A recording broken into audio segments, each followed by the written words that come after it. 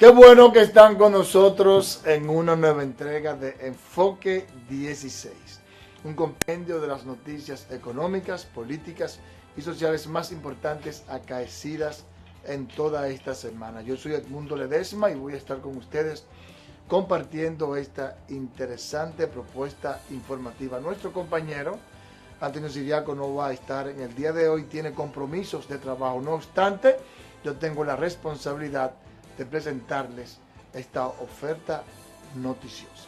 Vamos de inmediato con nuestro compañero Israel Figueroa y su resumen del Palacio Nacional.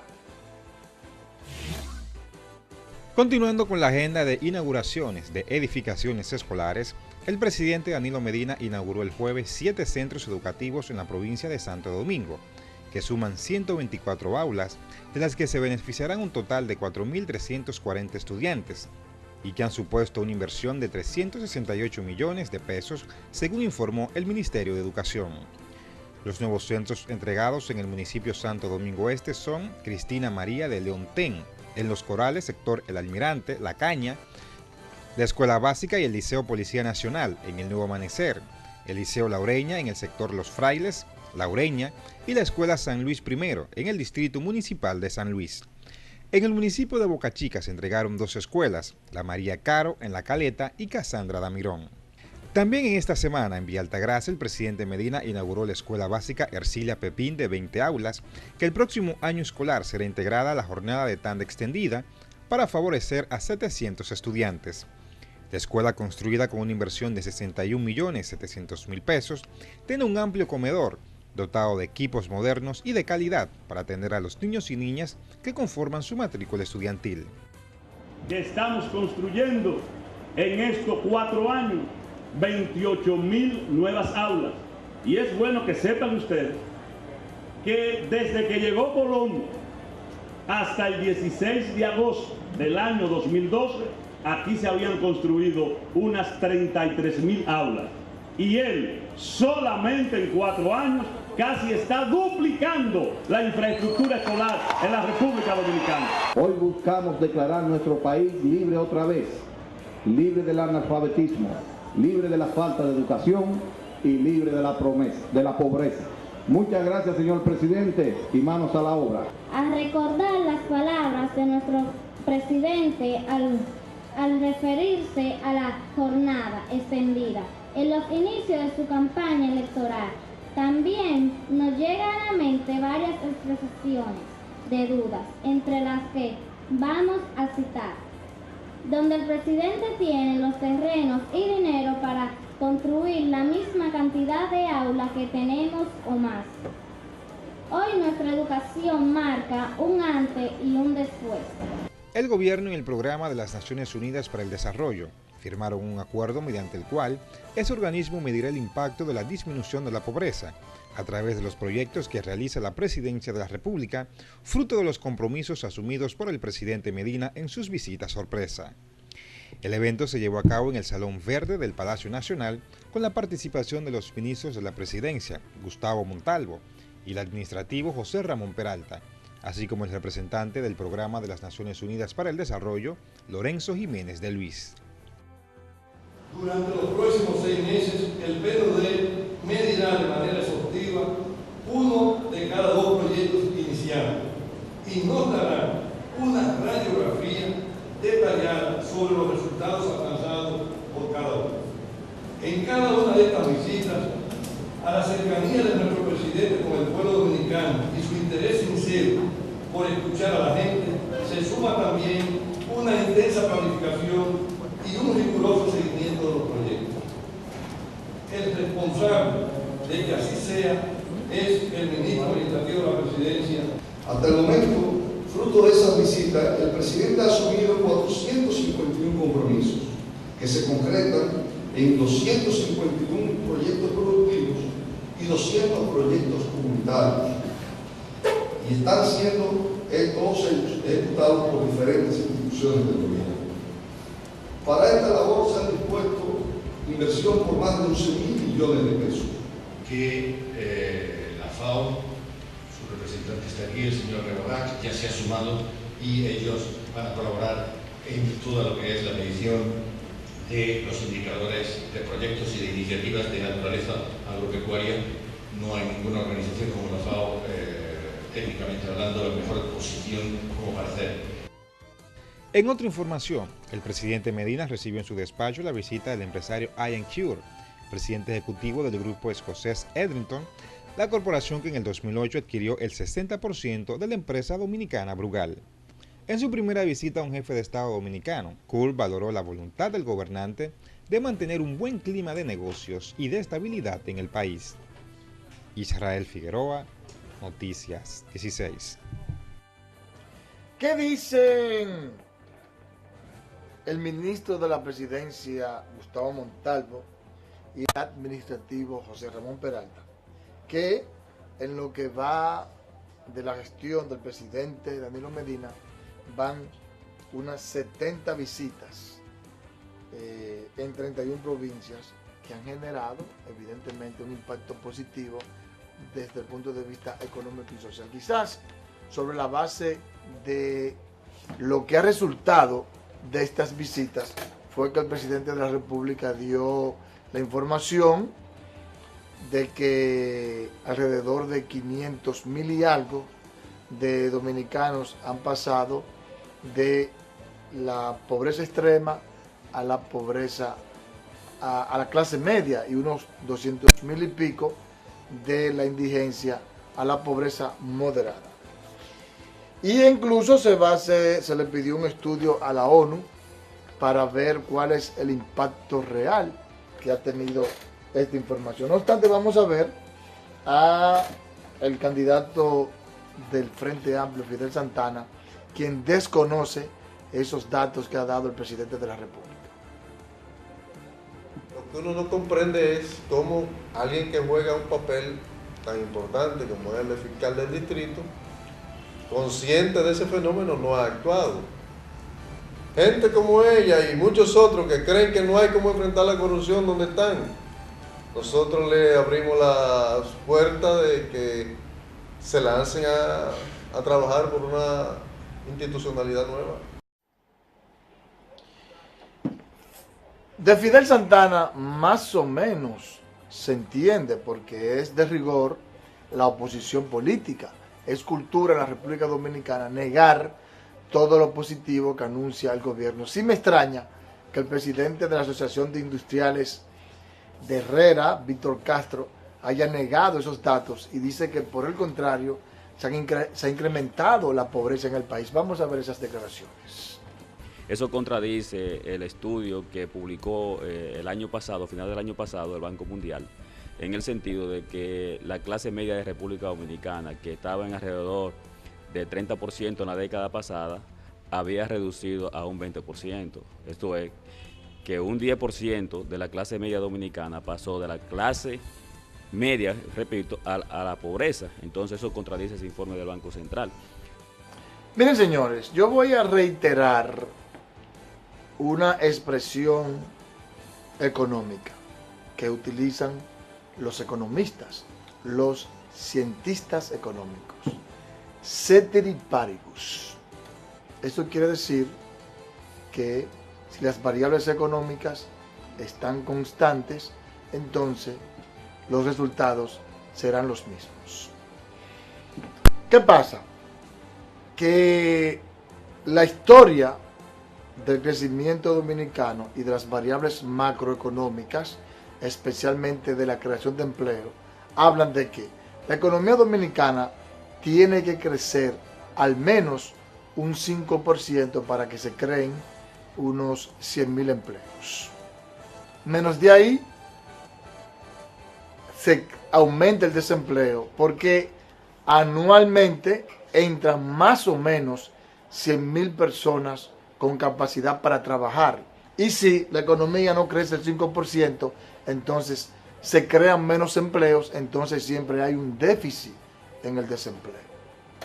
Pero eso es ceteris paribus, que quiere decir si las variables económicas se están realizando igual. ¿Qué pasa? Que ha habido un cambio en la asignación presupuestaria y por eso no hay ceteris paribus. ¿Qué quiero decir con eso? Bueno, pues que sectores que son los que históricamente habían quedado marginados por el Estado, por la sociedad, por el presupuesto, por el gasto público, ahora han sido integrados a través precisamente de estas visitas. Ya se han invertido unos 10.000 millones de pesos en estas visitas. El Ministerio de Industria y Comercio indicó que ya se han invertido más de 10.000 pesos en las visitas. Y también ha habido un cambio en las compras del Estado. Ahora hay miles de ingenieros que antes eran pobres o hasta indigentes y ahora tienen sus micro, pequeñas y medianas empresas, porque a través de las licitaciones han conseguido contratos de 5, 10, 15, 20, 30 millones. Entonces, la situación de esa gente ha cambiado, pero además, a través de la implementación de la tanda extendida, también hay un nuevo modelo de compra del Estado. Antes se le compraba toda la leche y los bizcochitos importados a 2 empresas. Ahora los desayunos, los almuerzos, las meriendas se están comprando en la misma provincia, en el mismo sector. Ahora las escuelas que se están construyendo, la materia prima es en el mismo sector. El ingeniero que gana la obra es del mismo sector, la misma provincia. Entonces hay una distribución diferente sobre el pastel del Estado. Y eso tiene que tener un impacto positivo.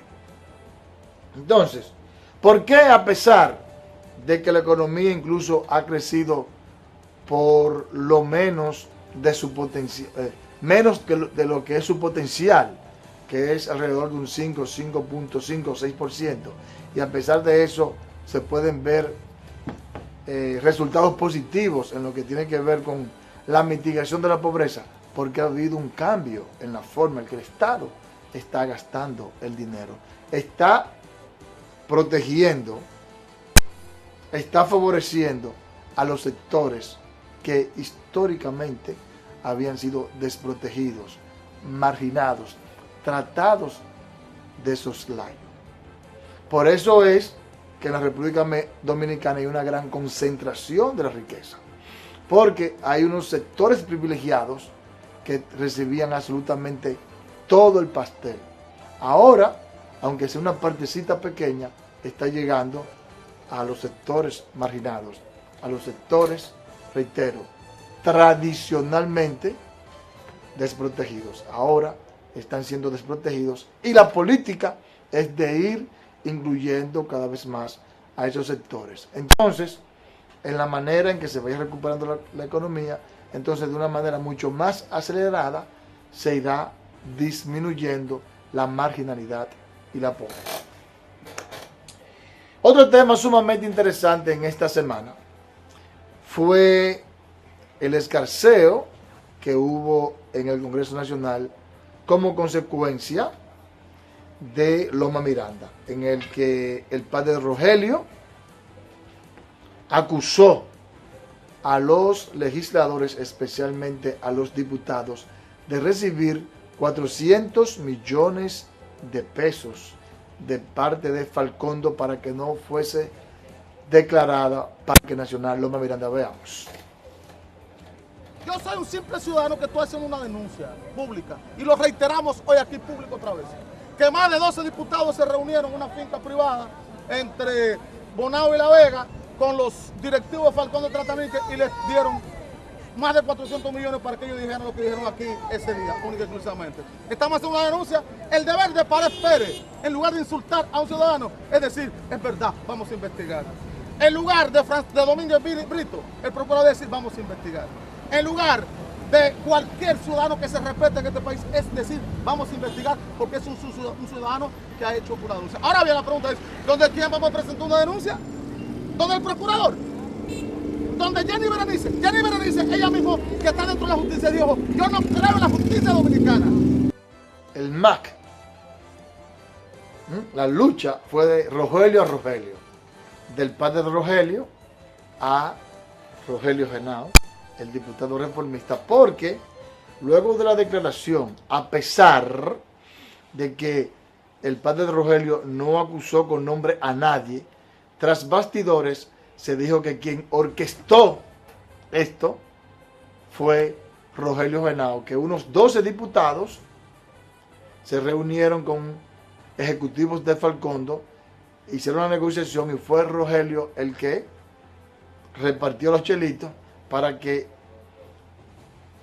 la Cámara de Diputados cambiara de posición y echara para atrás la ley que declaraba como Parque Nacional a Loma Miranda. Vamos a ver las declaraciones de Rogelio Henao, quien dice que no tiene nada que hablar sobre ese tema y que serán los tribunales quienes hablarán.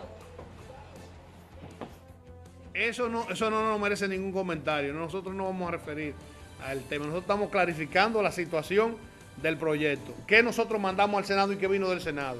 Nosotros denunciamos con antelación claramente que lo que estaba aprobando el Senado era una chicana legislativa y que lo que buscaba era la aprehensión del proyecto. Y ayer reseñan los periódicos que el Senado mandó a comisión especial para que perime el proyecto. Entonces, a confesión de partes, relevo de pruebas. Lo que nosotros dijimos pasó exactamente. Definitivamente, el principal defensor de Loma Miranda ha sido el senador de La Vega, Euclides Sánchez. Y debido a lo difícil que ha sido pasar este proyecto para que Loma Miranda sea declarada Parque Nacional, ha pedido que el presidente Danilo Medina intervenga en el tema. Vamos a ver esas declaraciones. Ese congreso encabezado por Reinaldo Párez Pérez y Abel Martínez no puede matar un sentimiento nacional como es el que Loma Miranda sea Parque Nacional. Pero tampoco el presidente de la República puede seguir callado. El presidente de la República es el líder del país, es la persona en que el pueblo le ha dado el apoyo para que lo dirija, pero es para que lo dirija correctamente. El presidente no puede dirigir este país a espaldas de los intereses del país. De la Cámara de Diputados, ya 2 veces que vuelve con la modificación y sale al Senado de nuevo, ya no puede volver a la Cámara de Diputados. Hemos estado pidiendo, incluso yo en un momento lo dije, pero cuando ayer vi los reglamentos, dice que no, ya está en la determinación del Senado de la República y principalmente del presidente del Senado. Se dice que el presidente Danilo Medina no quiere que ese proyecto llegue a su oficina, porque eso tiene un costo político altísimo y tendría que enfrentar poderes económicos nacionales e internacionales de mucha envergadura. Se dice también que en realidad el presidente Danilo Medina, realmente él como químico, conocedor del tema y como economista, le interesa que sea explotada Loma Miranda, pero tomando en consideración de que hay un alto sector, un gran sector de la sociedad que está en contra de la explotación, pues él no quiere que eso vaya a su escritorio. Y yo pienso que ya ese es un tema que se ha tornado tan controversial que debe de ir al comité político del PLD para que desde allá pues se tome una decisión partidaria que cuente con la participación y el apoyo de ese comité político que es tan importante y que tiene tanta influencia en las decisiones sociales, económicas y políticas que se toman en el país. No obstante, vamos a ver lo que ocurre en el futuro. Aquí tenemos, por cierto, a Pelegrín Castillo, que es el nuevo ministro de Energía y Minas, quien se rehusó a hablar del tema, alegando que ese es un tema que está en el Congreso y que debe de ser estudiado adecuadamente antes de dar una opinión. El desarrollo minero necesita políticas estables, políticas de largo plazo, porque la actividad minera es una actividad de alto riesgo. Hay muchos factores que se involucran, que pueden afectar el desarrollo de un proyecto minero. El Congreso Nacional está apoderado de una ley. El presidente Medina fue claro y dijo que ese tema estaba en el ámbito del Congreso. Yo pienso que hizo muy bien, actuó con prudencia y con cordura Pelegrín Castillo.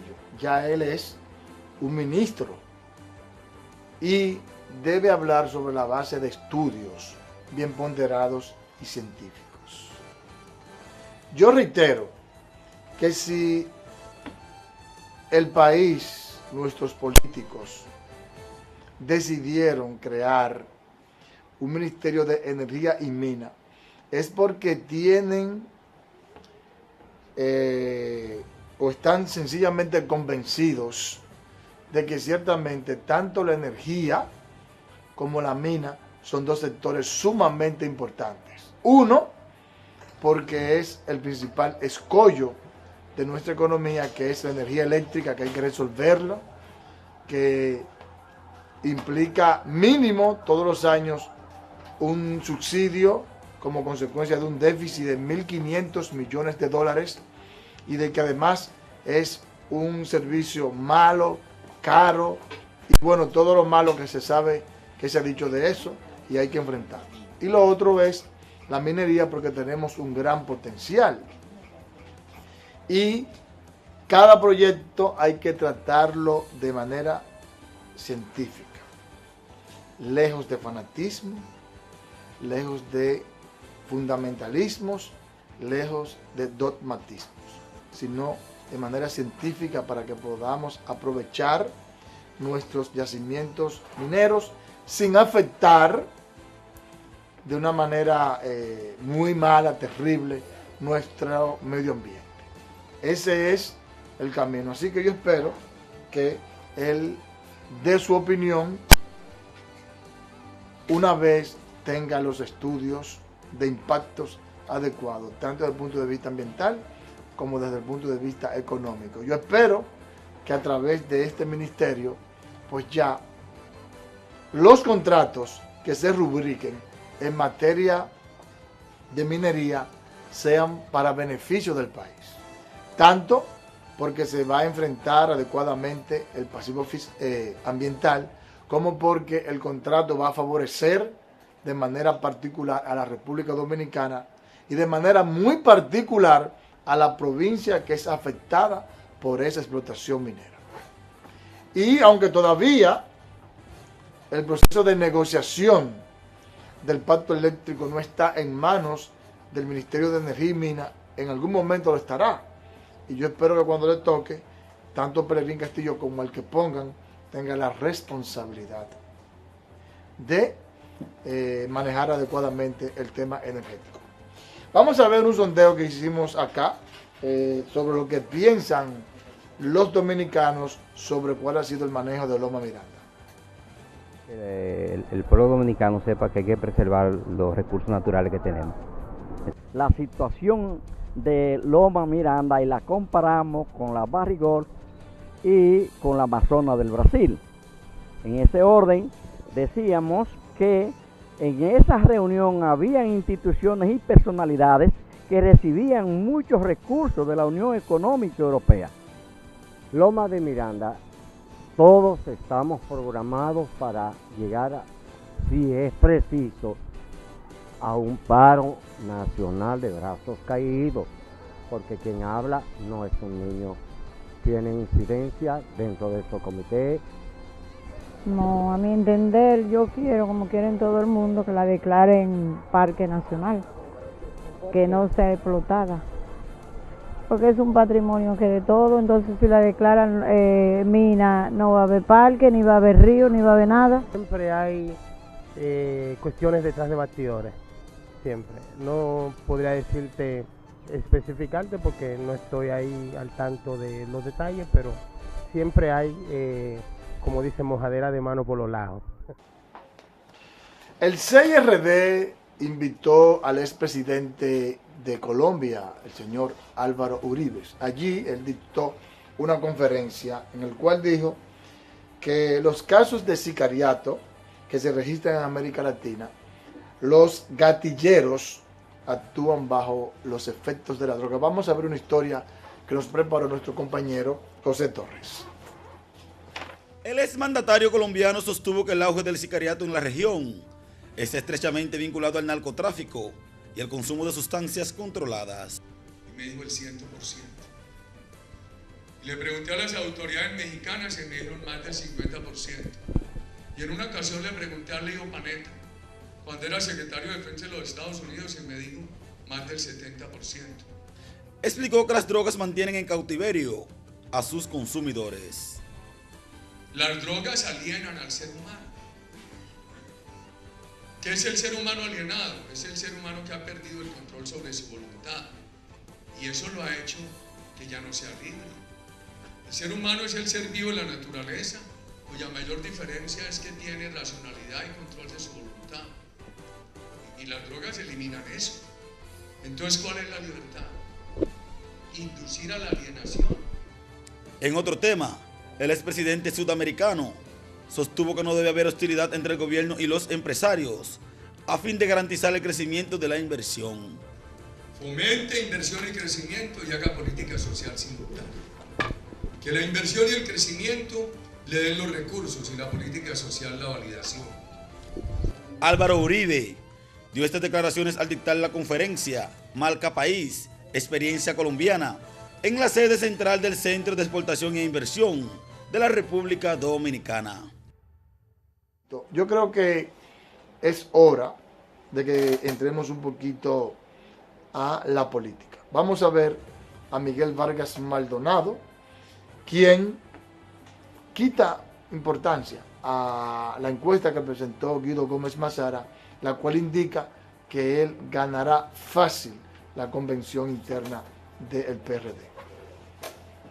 Nosotros le aseguramos que ganaremos ampliamente ese proceso, ampliamente. Lo que pasa es que en los procesos electorales hay gente que se inscribe por diferentes razones.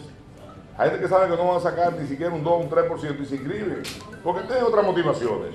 Uno tiene motivación de tener connotación pública, otro de otras motivaciones, y así existe. Guido no solo presentó una encuesta, sino que también esta semana denunció que supuestamente Miguel Vargas Maldonado está manipulando el padrón para hacer un fraude en el proceso interno. Veamos.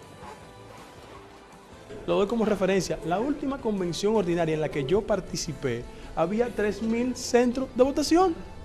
Pero por el amor de Dios, es la sociedad que se da cuenta de lo que está pasando. Él quiere tener 300 centros de votación para apiñar la participación, a ver cómo manipula el proceso. En el único sitio donde Miguel puede ganar es en el Consejo de Administración del Banco de Reservas, donde dan préstamos. Ahí él gana. Pero en la base del partido no. Miren, ¿qué uno piensa de esto?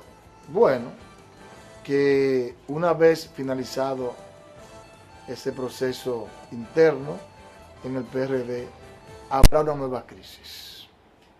Crónica de una crisis anunciada. Es lo único que voy a hablar de este tema, porque yo he hablado tanto del tema que ya estoy un poquito hasta harto. No harto, sino hasta harto, como se dice popularmente. Así que simple y sencillamente vamos a nuestra primera pausa.